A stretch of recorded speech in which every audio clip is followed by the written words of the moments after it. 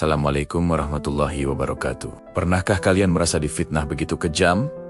Sampai rasanya seluruh dunia membelakangi kalian? Ketika tuduhan palsu terasa lebih berat daripada batu, dan kebenaran seolah bisu. Hari ini, kita akan menyelami sebuah kisah nyata yang begitu mengguncang, di mana langit mendengar sebuah doa, dan bumi pun ikut bersuara untuk membela seorang hamba yang terzalimi. Ini adalah kisah tentang doa yang menggetarkan bumi. Kisah sahabat Nabi yang mulia, Sa'id bin Zaid. Mari kita mulai dari awal. Siapakah Sa'id bin Zaid? Beliau bukan orang sembarangan. Beliau adalah salah satu dari 10 sahabat yang dijamin masuk surga oleh Rasulullah. Bayangkan betapa mulianya kedudukan beliau. Sejak awal, iman beliau kokoh, laksana batu karang. Ia tumbuh di bawah naungan Islam, belajar langsung dari sumber terbaik, Rasulullah sendiri. Keimanannya ditempa dalam berbagai pertempuran dan ujian, menjadikannya pribadi yang teguh pendirian, jujur, dan sangat dicintai. Beliau hidup dengan prinsip bahwa kebenaran adalah segalanya, dan Allah adalah satu-satunya pelindung. Kehidupannya di Madinah dipenuhi dengan ketakwaan dan keteladanan. Ia dikenal sebagai sosok yang amanah, yang tidak akan pernah mengambil sejengkal pun hak orang lain. Inilah fondasi yang membuat kisah selanjutnya menjadi begitu luar biasa. Namun, seperti pepatah, semakin tinggi pohon, semakin kencang angin menerpa. Kemuliaan dan nama baik Sa'id bin Zaid ternyata mengundang kedengkian. Suatu hari, awan gelap fitnah mulai menyelimuti kehidupannya. Seorang wanita bernama Arwa binti Aus tiba-tiba muncul dengan tuduhan yang sangat keji. Ia menuduh Sa'id telah merampas sebagian tanah miliknya dan menggabungkannya dengan tanah milik Sa'id. Bayangkan, seorang sahabat yang dijamin masuk surga, yang dikenal akan kejujurannya, dituduh mencuri tanah. Berita ini menyebar dengan cepat di Madinah. Orang-orang mulai berbisik-bisik. Reputasi yang beliau bangun sepanjang hidupnya kini berada di ujung tanduk. Fitnah ini bukan sekadar sengketa tanah biasa. Ini adalah serangan langsung terhadap kehormatan dan integritas seorang sahabat Nabi. Bagi Sa'id, tuduhan ini terasa lebih menyakitkan daripada tusukan pedang. Situasi semakin memanas. Kasus ini dibawa ke hadapan gubernur Madinah saat itu, Marwan bin Al-Hakam. Tuduhan Arwa begitu meyakinkan bagi sebagian orang, sehingga keraguan mulai menyelimuti Sa'id. Beliau dipanggil untuk memberikan kesaksian di hadapan banyak orang. Nama baiknya dipertaruhkan. Sa'id bin Zaid berdiri di sana, bukan dengan amarah yang meluap-luap, tetapi dengan hati yang hancur. Ia tahu betul, ia tidak bersalah.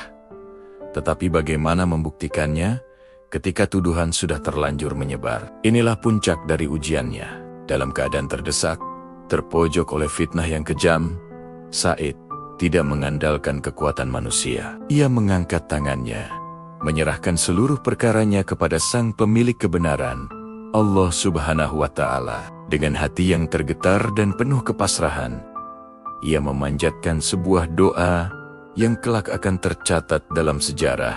Doanya sederhana, namun penuh kekuatan. Ya Allah, jika wanita ini berdusta, maka butakanlah matanya dan jadikanlah kuburnya di dalam tanah yang ia sengketakan. Meskipun Sa'id telah berdoa, ujian belum berakhir. Inilah fase yang paling berat.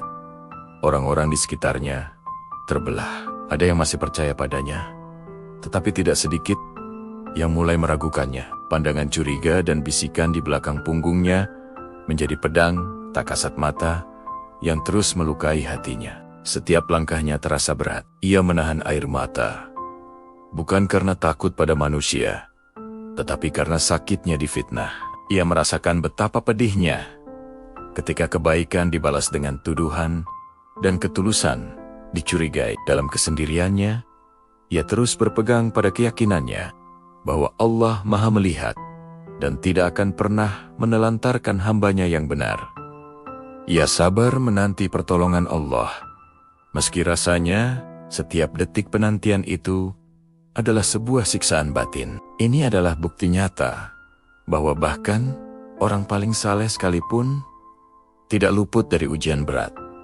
Dan kemudian, keajaiban itu terjadi. Allah menjawab doa hambanya yang terzalimi. Waktu berjalan, dan kebenaran mulai menampakkan dirinya dengan cara yang paling menakjubkan. Tidak lama setelah doa itu dipanjatkan, arwah si penuduh benar-benar kehilangan penglihatannya. Ia menjadi buta. Namun, keadilan ilahi tidak berhenti di situ. Suatu hari, ketika arwah berjalan di atas tanah yang ia sengketakan dengan penuh kebohongan itu, tiba-tiba ia terperosok ke dalam sebuah lubang di tanah tersebut. Tanah yang menjadi sumber fitnahnya kini menjadi kuburnya. Tanah itu seolah menelannya hidup-hidup. Seluruh kota Madinah terdiam, menyaksikan dengan mata kepala mereka sendiri bagaimana Allah menunjukkan kebenarannya. Peristiwa ini menjadi bukti nyata, sebuah tanda kekuasaan Allah yang tidak terbantahkan. Bumi yang tadinya menjadi saksi bisu, kini bersuara dengan caranya sendiri, membela Said bin Zaid dan mengungkap kebohongan si pemfitnah. Nama Said bin Zaid pun bersih kembali, bahkan lebih mulia dari sebelumnya. Dari kisah yang luar biasa ini, ada pelajaran yang sangat mendalam untuk kita renungkan. Fitnah memang bisa melukai begitu dalam. Ia bisa merusak nama baik, menghancurkan kepercayaan, dan membuat kita merasa sendirian di dunia. Tetapi, kisah Said bin Zaid mengajarkan kita bahwa sehebat apapun fitnah direkayasa, kebenaran pada akhirnya akan selalu menang. Allah adalah penyembuh terbaik. Ketika kita terluka oleh lisan manusia, serahkanlah luka itu kepadanya. Percayalah, Allah akan menyembuhkannya dengan caranya yang paling indah, yaitu dengan menampakkan kebenaran. Jangan pernah takut ketika kita berada di jalan yang benar, karena kita memiliki pelindung yang tidak pernah tidur dan tidak pernah lalai. Pesan moral terkuat dari cerita ini adalah, Allah takkan pernah diam terhadap kezaliman.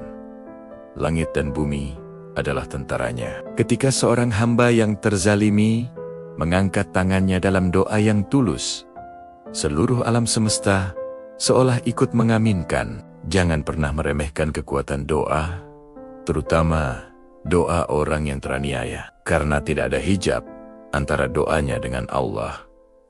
Kisah ini juga menjadi pengingat keras bagi kita semua untuk selalu menjaga lisan. Jangan sampai karena kedengkian atau kesalahpahaman kita melontarkan tuduhan yang menghancurkan hidup orang lain. Ingatlah, setiap perbuatan akan kembali kepada pelakunya, seperti arwah yang ditelan oleh tanah yang ia sengketakan. Kezaliman yang kita perbuat bisa menjadi lubang yang akan menelan kita sendiri. Semoga kita semua bisa mengambil hikmah dari kisah agung ini untuk selalu berpegang pada kebenaran dan hanya bersandar pada pertolongan Allah. Terima kasih banyak sudah menyimak sampai akhir. Kisah-kisah seperti ini adalah penguat iman kita, pengingat bahwa kita tidak pernah sendirian. Jika kalian merasa video ini bermanfaat, jangan lupa untuk like, bagikan ke teman-teman dan keluarga. Dan tentu saja subscribe channel ini agar kita bisa terus belajar bersama dari kisah-kisah inspiratif lainnya. Sampai jumpa di video berikutnya. Wassalamualaikum warahmatullahi wabarakatuh.